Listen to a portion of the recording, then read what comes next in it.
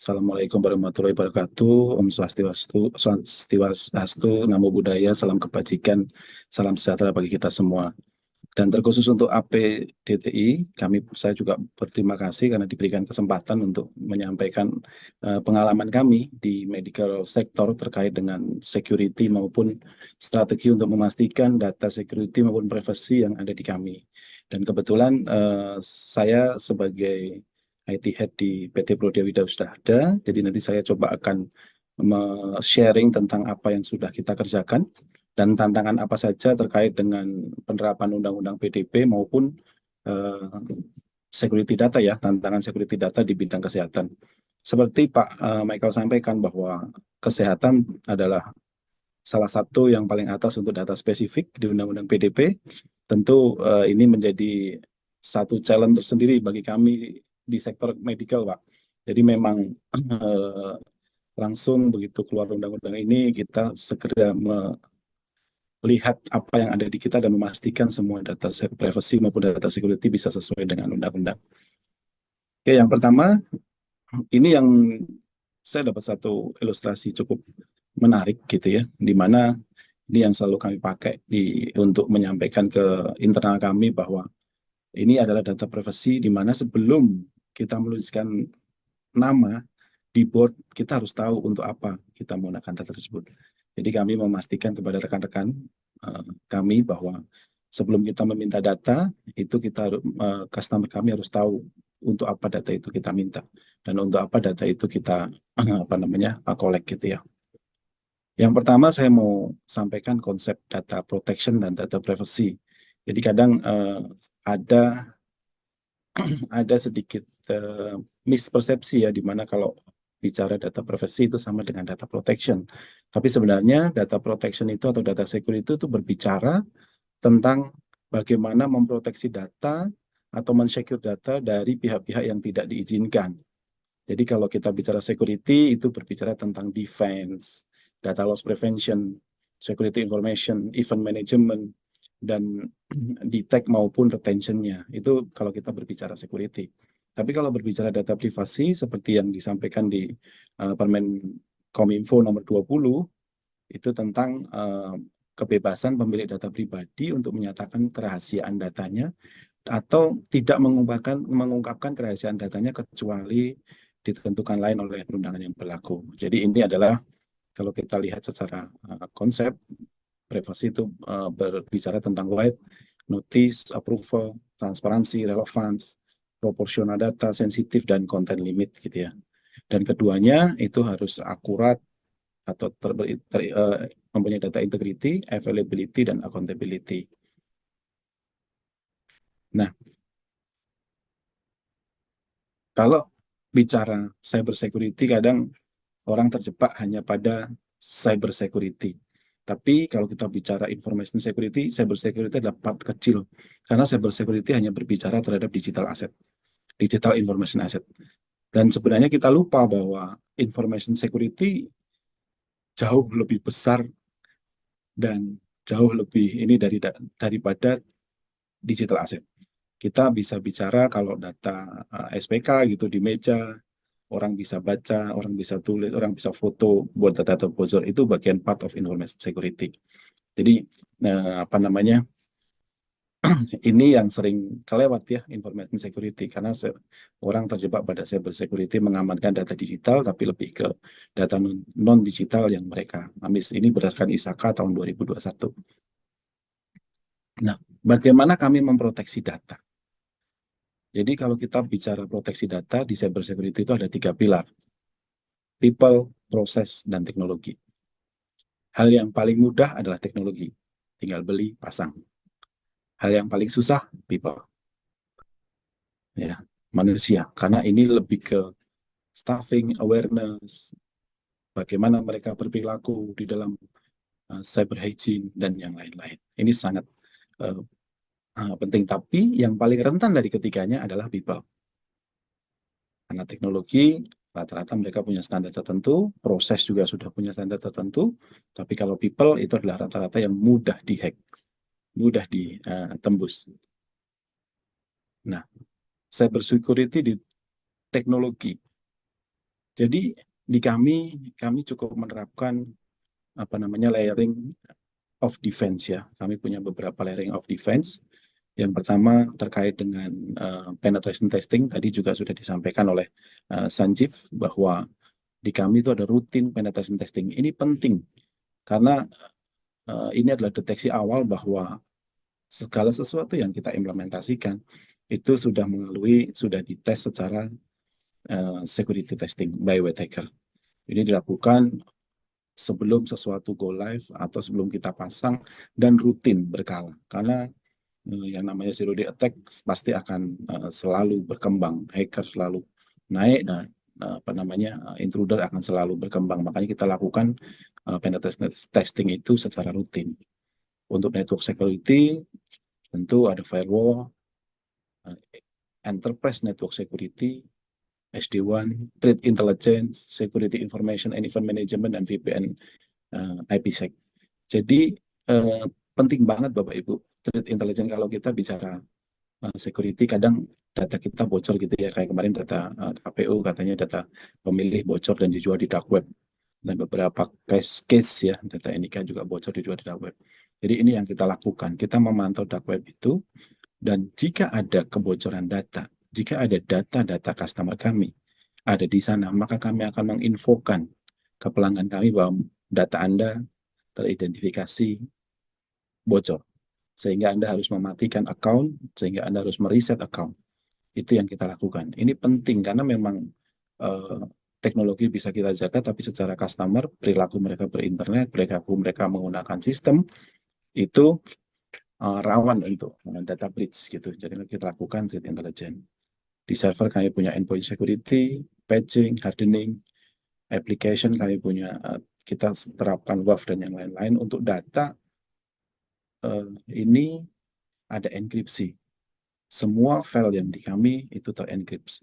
Semua device diharapkan dienkripsi. Supaya apa? Ketika kita kehilangan device, laptop hilang gitu, tidak ada data yang benar-benar keluar.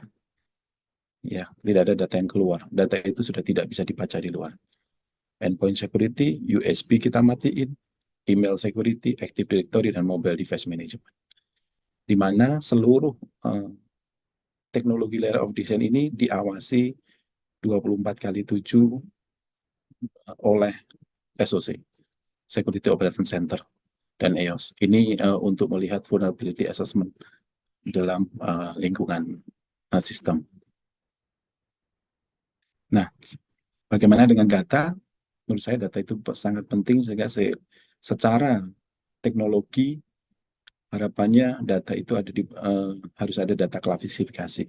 Kita harus mengklasifikasikan data yang kita punya. Data ini untuk publik, data ini terproteksi, data ini terrestricted, atau data ini terconfidential. Ini penting untuk kita mengklasifikasikan semua data yang kita punya, sehingga penanganan terhadap semua data yang ada itu dapat dilakukan dengan benar. Data masking, jadi semua data yang bukan untuk pemiliknya atau orang yang terautorized untuk bisa mengakses, maka datanya akan termasking. Enkripsi, datanya terenkrip. Information access management, data security governance, kita punya risk management ISO 27001, dan internal audit. Monitoring terhadap pergerakan data loss prevention. Kadang kita menganggap sepele bahwa data setiap orang ketika dia punya device, dengan adanya cloud sekarang, tadi juga isunya tentang cloud, ketika orang punya kebebasan mengakses cloud seperti Google Drive dan yang lain, maka pintu untuk data kita keluar itu sangat besar. Ketika seseorang tim mempunyai akses ke cloud dan data di komputer dia bisa langsung keluarkan data, dan padahal itu data pribadi. Nah, sarannya adalah kita menerapkan data loss prevention. Ini penting, sehingga data yang keluar dari environment kita, seluruh lingkungan kita itu harus benar-benar dijaga. Ini boleh keluar, ini tidak, apa yang boleh keluar, ada boleh tidak. Dan backup tentu juga penting, seperti kita tahu bahwa saat ini serangan dari ransom itu begitu menakutkan. Kemarin salah satu bank yang terkena ransom cukup membuat nggak bisa bergerak ya. Jadi itu data backup dan DRP ini satu sangat penting. Nah, proses. Bagaimana proses itu bisa memproteksi suatu security system, security habit di lingkungan kita. Yang harus kita terapkan, ada banyak framework yang kita bisa kita gunakan. Misalnya kayak security framework, cyber security framework versi 1.1, security policy prosedur, ISO 27001, security risk identification, dan incident response simulation. Ini penting sehingga ketika kita terkena suatu data breach, kita siap dengan respon. Respon ini bukan cuma teknologi lagi, bukan cuma IT, tapi respon ini secara company atau secara satu perusahaan menyikapi ketika kita terkena case dalam data security, data breach. Bagaimana kita informasi keluar, bagaimana kita menyampaikan pesan, bagaimana kita menjaga bahwa data kita aman, nah itu perlu disimulasikan dan perlu di testing secara berkala. Dan terakhir adalah Undang-Undang Nomor 27 tentang PDP. Nah, ini yang harus ditekankan ke semua insan. Ya, jadi cyber security tanggung jawab dari semua orang, bukan hanya orang IT, bukan hanya orang IT security ataupun yang bertanggung jawab pada cyber security, tetapi tanggung jawab dari semua orang yang terlibat. Saya dapat data dari Gartner tahun 2022 bahwa hybrid work environment itu menyebabkan masalah, yaitu 69% user itu bypass cyber security guidance. Jadi jika aturannya kita tidak boleh upload ke cloud, dengan kita hybrid work, maka cloud itu menjadi sangat bebas untuk bertransmisi data. Padahal data itu sebenarnya tidak boleh keluar dari lingkungan kita. Terus 93% user itu melakukan pola insecure behavior. Dan ini menimbulkan risk. Dengan connect wifi di sembarang tempat, ya kan? Dengan memposting foto-foto konfidensial, itu bisa menimbulkan risk dan insecure. Dan insecure behavior ini sangat penting sehingga kita harus mampu mengidentifikasinya dan membuat seluruh employee atau seluruh tim kita itu comply dengan secure behavior. Yang pertama mungkin contohnya adalah poor password hygiene.